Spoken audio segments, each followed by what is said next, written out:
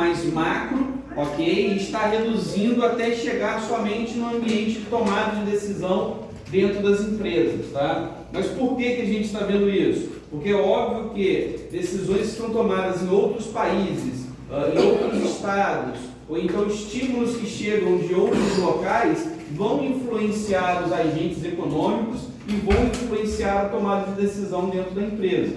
É por isso que vocês devem entender todo o macroambiente financeiro para depois a gente chegar na tomada de decisão dentro do negócio, tá?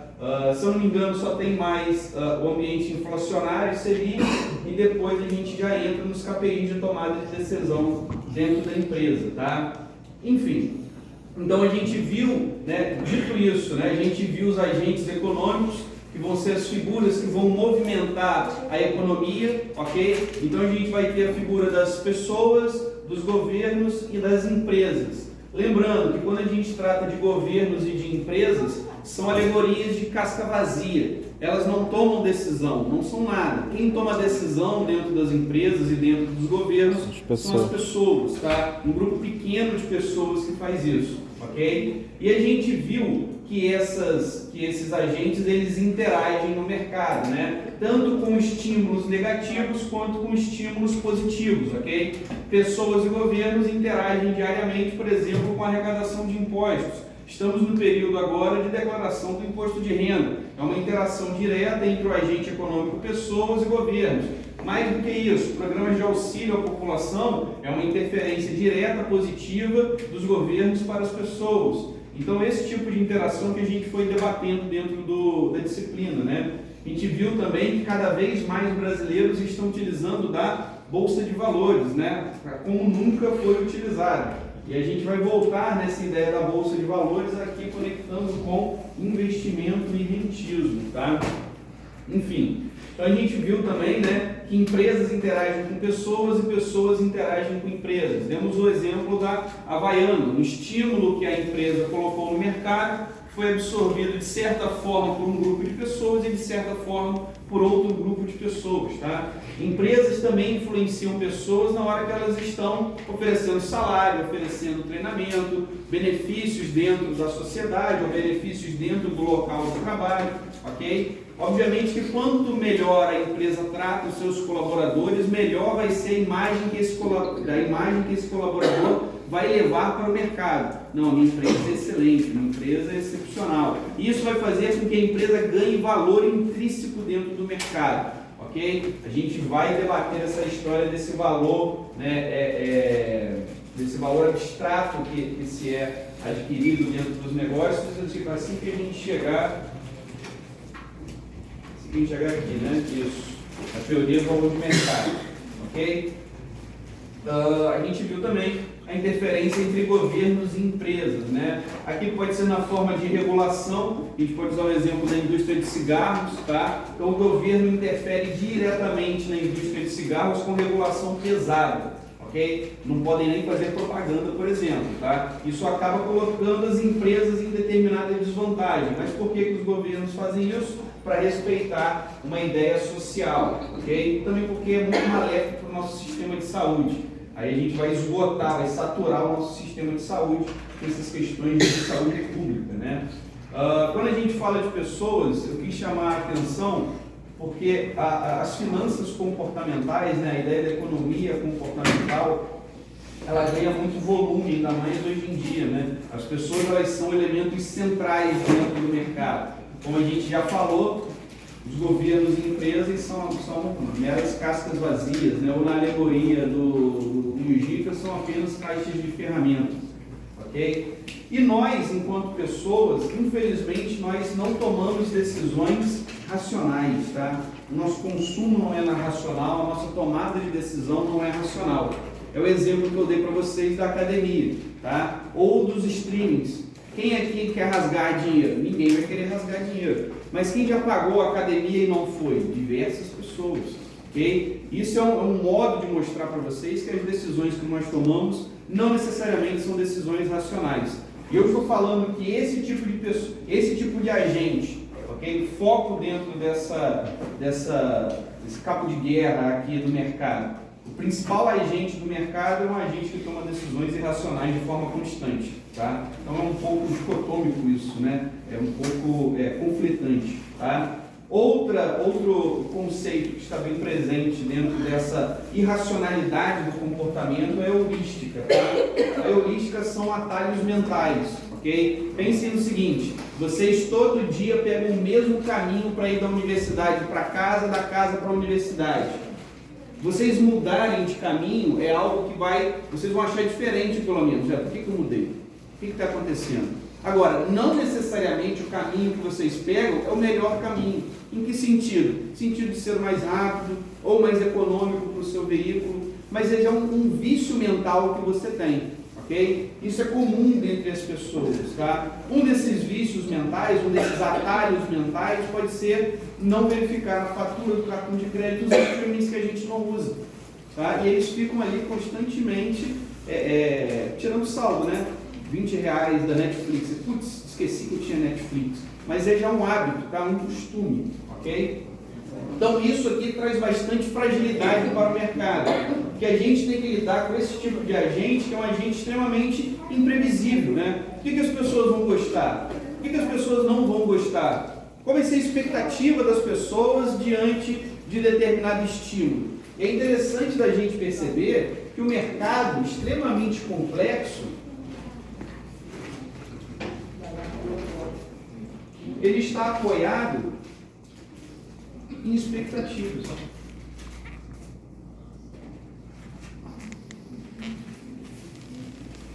Uma vez que eu perco essas expectativas, o mercado desaba, tá? E vocês vão ver isso com mais calma quando vocês estudarem crises em finanças, ok? Espera comigo.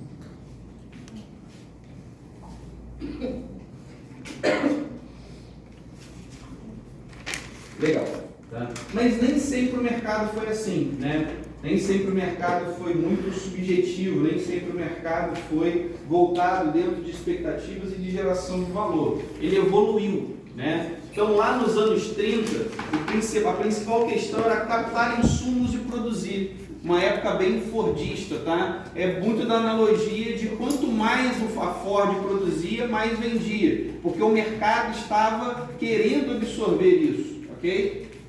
Se a gente for parar para pensar aqui, 1920, 1930, a gente está no final da Primeira Guerra, né? A Primeira Guerra termina em 1918, ok? Então a gente tem toda aquela população ali querendo consumir, vindo de um período de muita instabilidade, querendo bonança. Então tudo que a Ford produzia conseguia vender no mercado. Porém isso mudou, tá? Principalmente aqui. E esses momentos de mudança geralmente são marcados por momentos disruptivos no mercado. Em 30 a gente teve a Grande Depressão dos Estados Unidos. E isso fez com que o mercado não se movimentasse em relação a isso, né? Então não era só produzir. Eu produzir de forma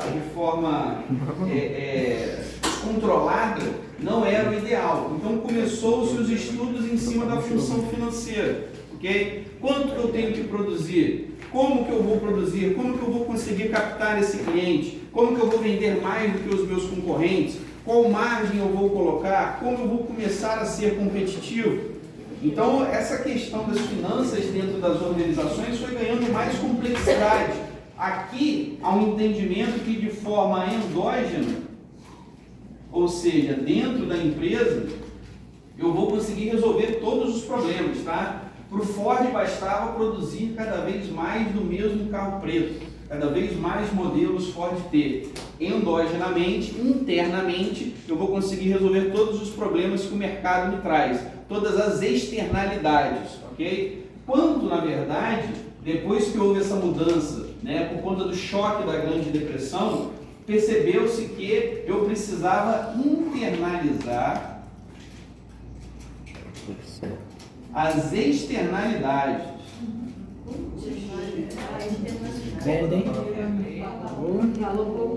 Internalizar.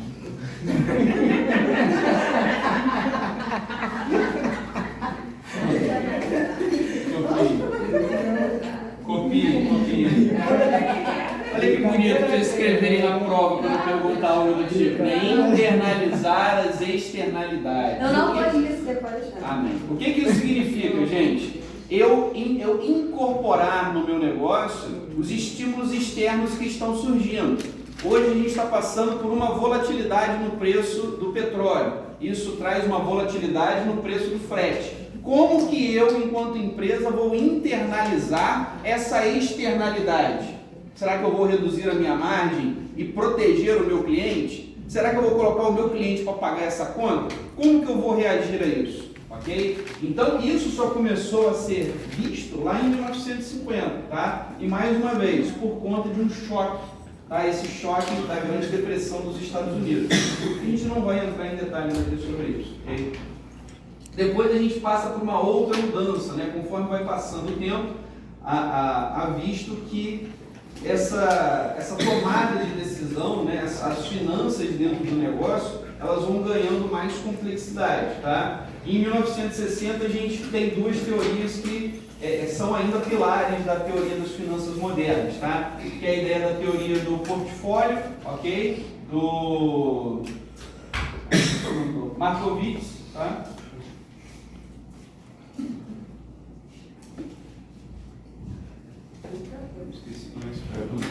Mas do Markowitz, ok? A teoria do portfólio, que o Markowitz diz o seguinte, que temos que fazer um trade-off entre a vontade de...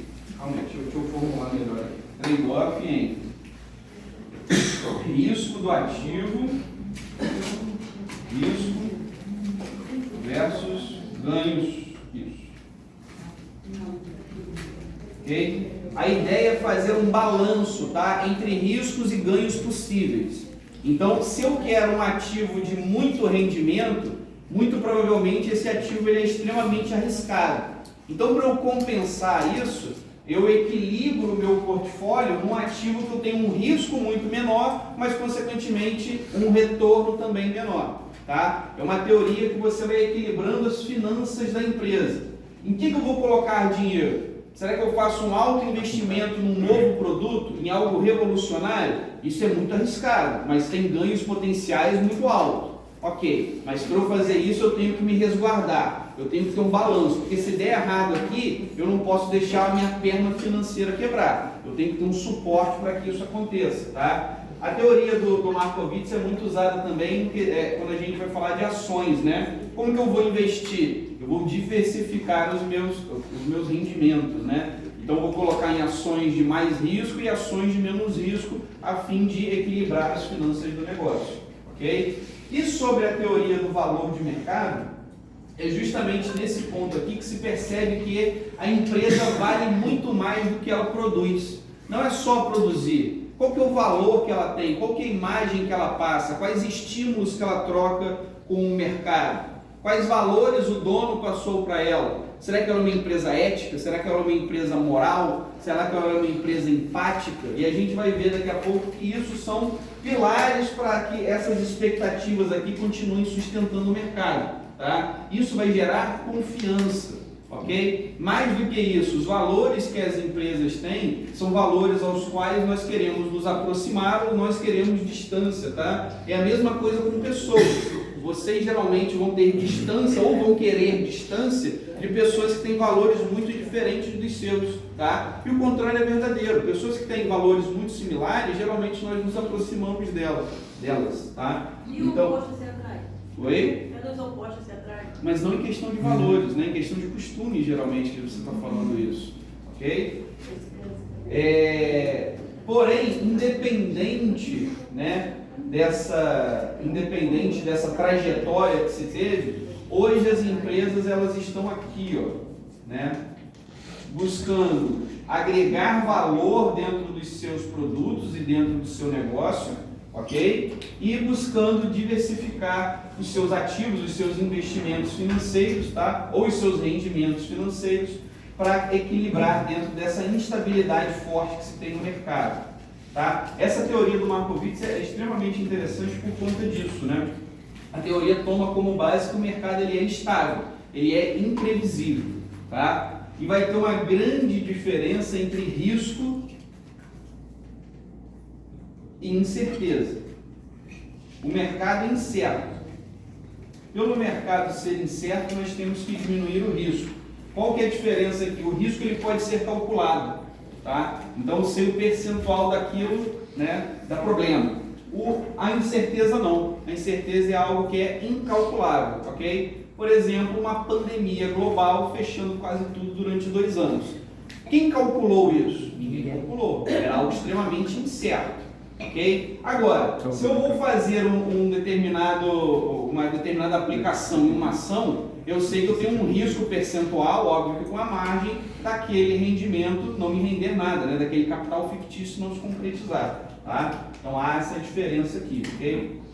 Tendo isso em mente, as empresas elas vão buscar por objetivos que gerem valor ao negócio, tá? Como que as empresas geram valor hoje em dia? Incorporando bem-estar social e ambiental dentro dos seus objetivos financeiros.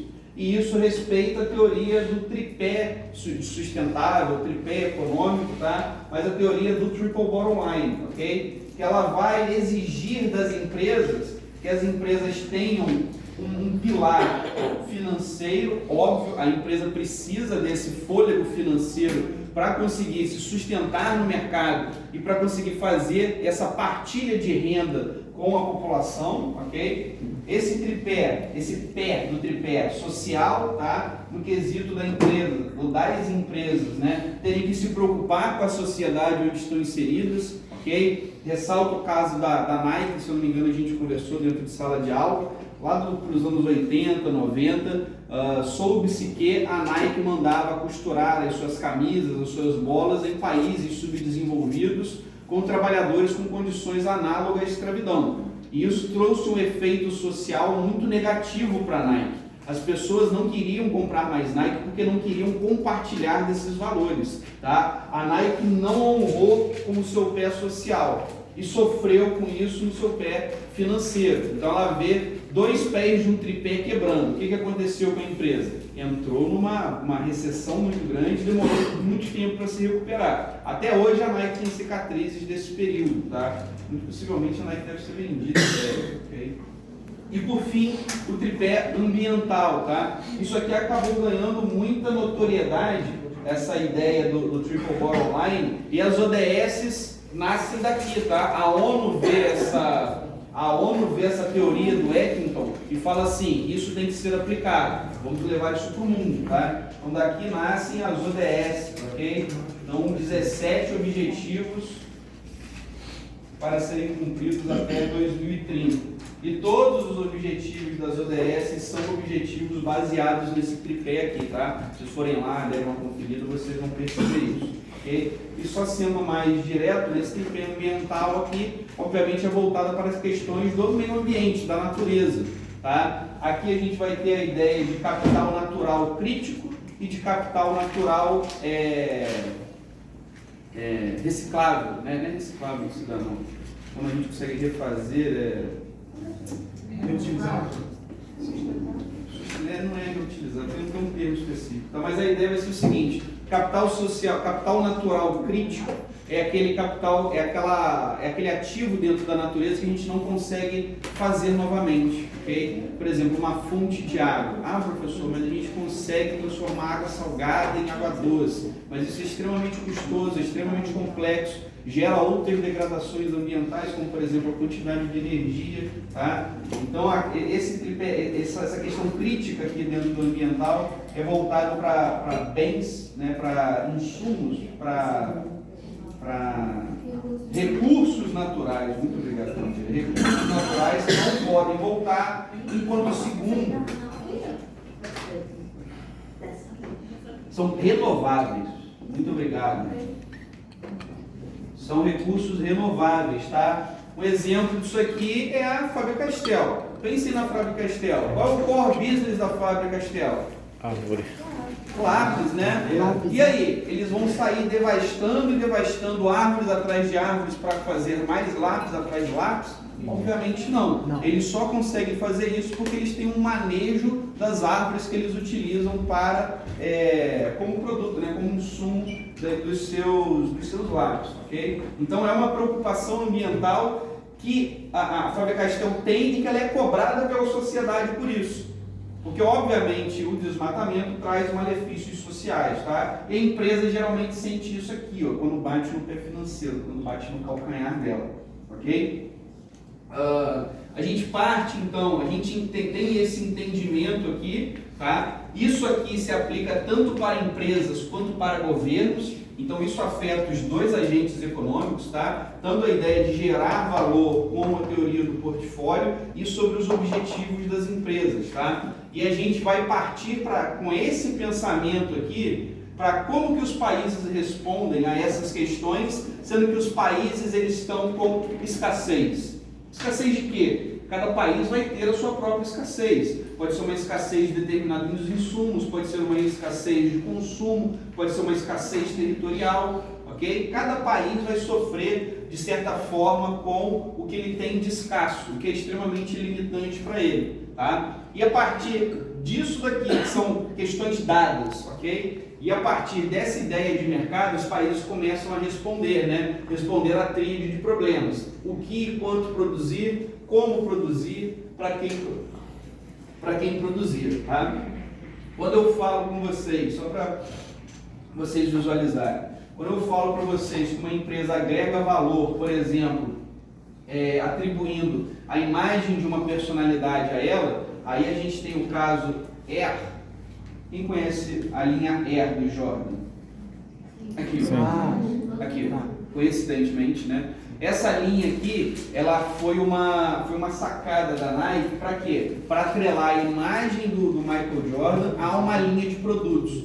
O que a Nike ganhou com isso? Um aumento exponencial das suas vendas. Por quê? Porque os valores do Michael Jordan foram atrelados a esse produto. Então todos que queriam ser como Jordan, todos que viam familiaridade na história dele, todos que admiravam ele enquanto jogador, falaram assim, ó, eu quero aquele produto porque tem valores parecidos com os meus, tá? Isso que a Virgínia faz, por exemplo, é isso que outras celebridades fazem, querer atrelar a sua marca a produtos para que a gente se aproxime, gerando valor, tá? Recomendo esse filme aqui, tá, gente? Tem na Prime, se eu não me engano, tá?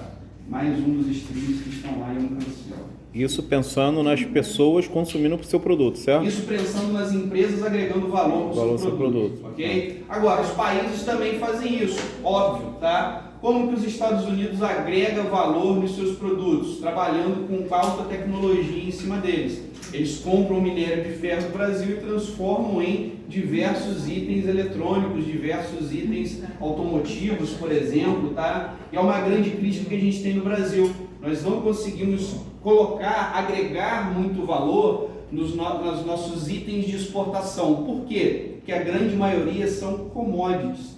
E uma das características da commodity é essa dificuldade de você colocar valor nela, agregar valor nela. Como que eu vou agregar mais valor no milho, na soja, no feijão, no arroz? Arroz é arroz. Ah, mas tem diferenças? Tem. Ok? Ah, mas eu posso ter uma semente geneticamente melhorada. Ok, mas isso vai fazer você aumentar a produção. Entendem? Então, como que o Brasil poderia agregar valor na laranja, por exemplo, gente? Suco. Fazendo suco de laranja, tá? Por que não faz? Porque é um estímulo dos governos externos para isso. Não tem, vou dar um exemplo, tá? O Brasil vende laranja para a China.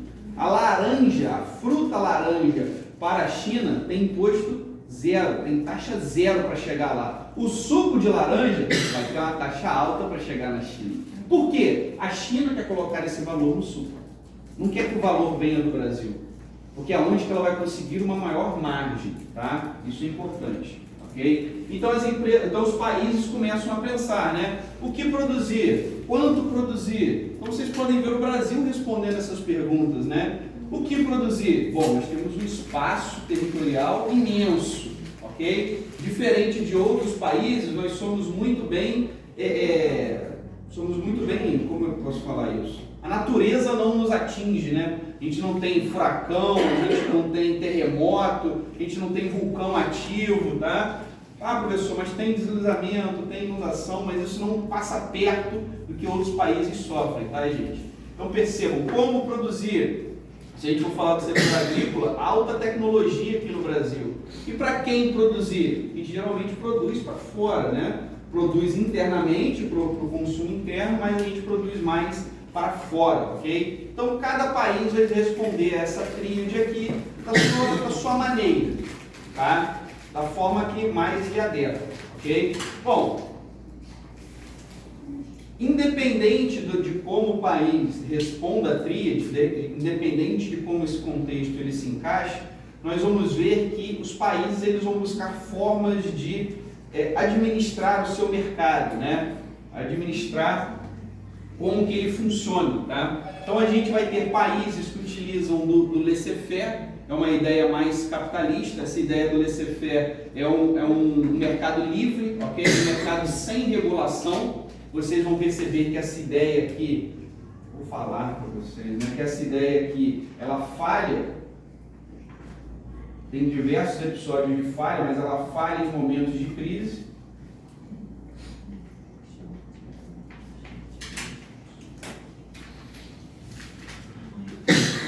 Ok? E essa ideia do laissez-faire, do livre mercado, do Smith, é basicamente que quanto mais empresas estiver no mercado, isso vai gerar uma regulação do preço. Por quê? Porque os consumidores vão migrar para a empresa que melhor está atendendo eles. Uma vez que a gente faz esse movimento, os concorrentes vão se adequando para também conseguirem diferenciar ou conseguir uma parcela de mercado. Tá? Por que eu digo para vocês que isso falha em momentos de crise? Se o mercado se regulasse sozinho, ele não precisaria de intervenção do Estado. Está acontecendo com a gasolina agora, né? Perfeito. Tá? Então o que está acontecendo? O governo está tendo que intervir ativamente para que o mercado se sustente. Então não é uma mão invisível. Na verdade é uma mão bem visível e bem tátil, né? Ela de fato mexe no mercado. Tá? Professor. Então a ideia do Smith, ela é interessante por conta disso, por conta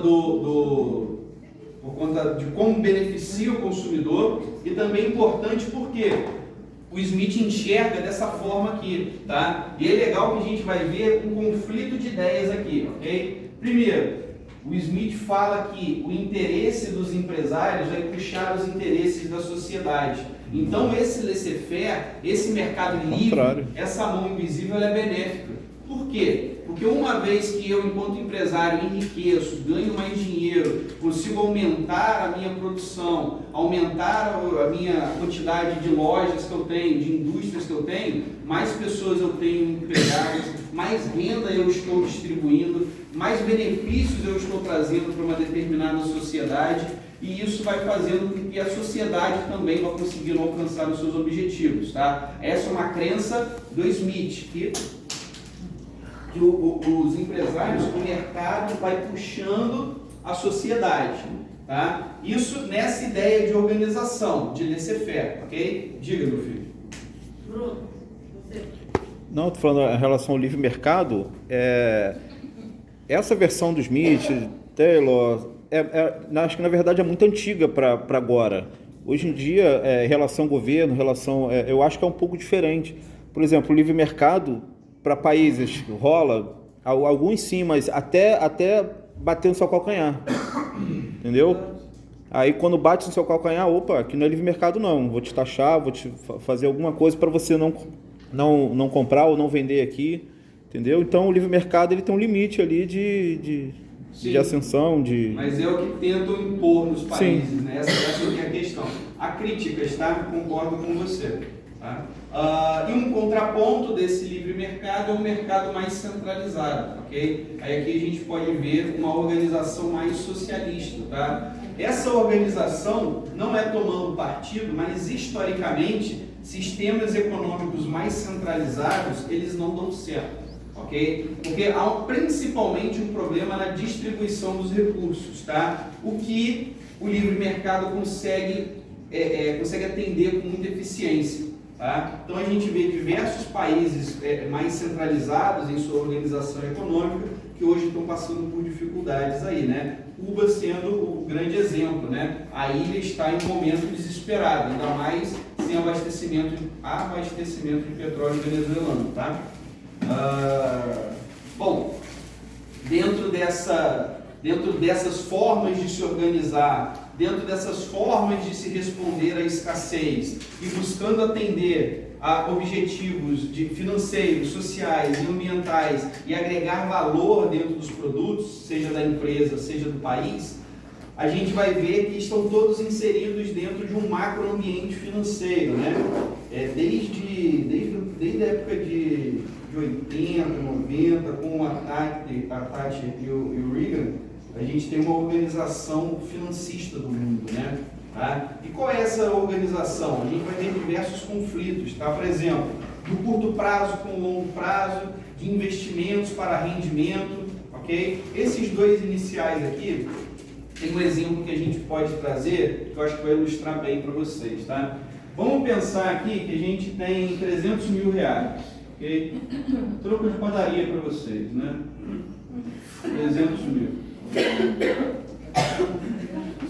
Esses 300 mil nós vamos levantar duas possibilidades do que a gente pode fazer com ele, tá? Primeiro, construir uma casa. Legal? Vamos construir então.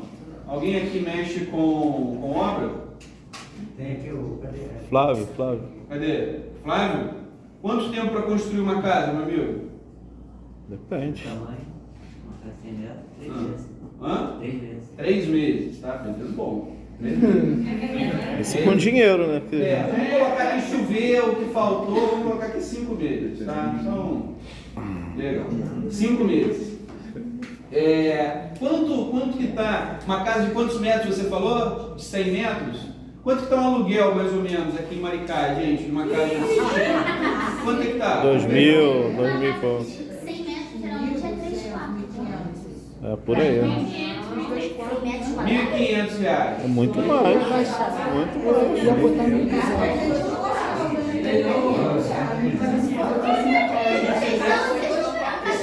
Gente, a discussão não é o valor do aluguel de Maricá.